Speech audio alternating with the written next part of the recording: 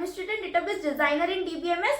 So see, the database administrator, who is also called as the DBA, is the manager of the entire database system. So the DBA is responsible for the managing and maintaining of the database, and the database designer is responsible for the designing part of the database. So it is responsible for the designing structure of the database. Next, the DBA is work after the database is created, and the database designer work before the database is implemented. Okay. Next, DBA handles security, user roles, backup and recovery, performance tuning. These are the functions which are performed by the DBA. And the functions performed by the database designer are: they handle data modeling, ER diagram, physical design, conceptual, logical. What are the designing part is done by the database designers. Next, DBA ensures that database runs efficiently. It is the work of DBA that to ensure that the database is safe, organized, fast and always available. Next, the database designer ensures the database is